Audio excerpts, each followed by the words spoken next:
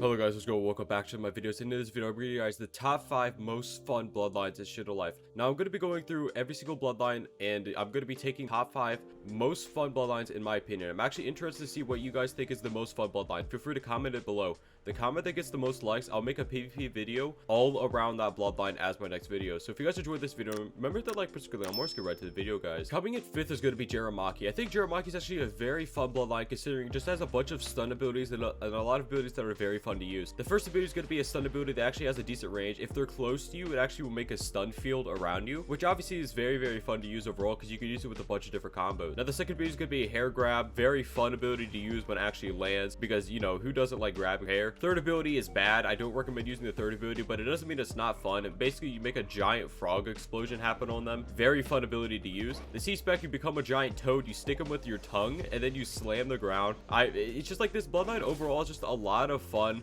It's a lot of super wacky stuff, and it's very interesting as the bloodline concept. Coming in 4th is going to be Eastwood Karashi. Now this is going to be because a lot of the abilities are actually instant. The first ability is going to be an instantaneous ability that actually does a decent amount of damage now that actually has been buffed. Third ability is another instantaneous ability. Even though it is kind of bad to use when you're not actually in a combo, it still is very fun to use overall, just because you shoot bullets at people. Now the M1's probably the most fun part of Eastwood Karashi.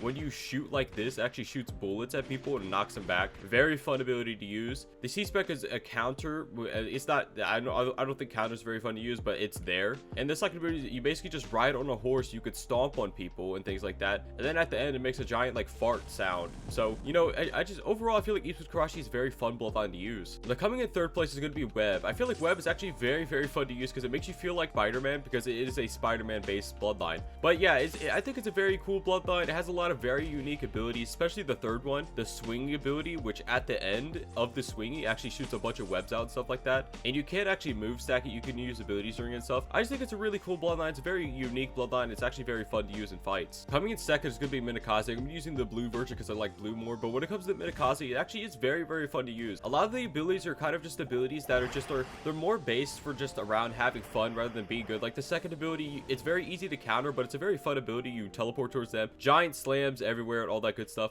The first ability is going to be an ability where you throw kunais out and you can actually teleport to them. Obviously a very fun concept. Considering Kamaki actually had the same thing, but you know, when it comes to Minakaze, I feel like Minakaze is actually better because you can hit the Q button to actually teleport to the one you're aiming at, which is a lot better considering that you don't have to click on it, which makes it a lot easier to use. Now the third ability, obviously a really fun ability. It's just a giant slam wham attack that has a giant explosion at the end. Very fun ability to use overall. C-spec is going to be an ability that is just a giant stun AoE that does a ton of damage. Very fun mode overall, and you also have a counter attached to it. Now honorable mention 1 is going to be Ryan Rengoku. I actually do not have the second mode, but the second mode is going to be the main part of this. The second mode is extremely fun to use, but the other abilities are also quite fun to use. The first ability is going to be an ability that pulls people in, gives you iframes. Second ability is one of the actual best auto dodges in the game. You could click to teleport.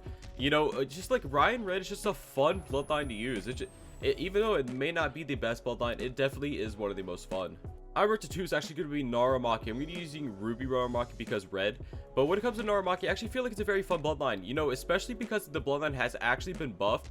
The C-spec now has like massively good auto tracking. Third ability startup time is a lot less than it used to be. It makes it a lot better, honestly. It makes it like a ton better. The second ability is still the exact same as it used to be, but you know, it's the second ability, it's whatever. First ability, it's going to be a teleporting ability that teleports them. But yeah, just like Naramaki is just a really fun bloodline to use. It has giant explosions going everywhere. It does a lot of damage, and overall, just after the buffs, actually quite good now. My personal favorite, most fun bloodline is going to be Tengoku. I feel like Tengoku definitely has the most fun kit. It has an ability that's like close range. It does like a ton of damage. Second ability is going to be a giant balls that come out of the sky that do a ton of damage each.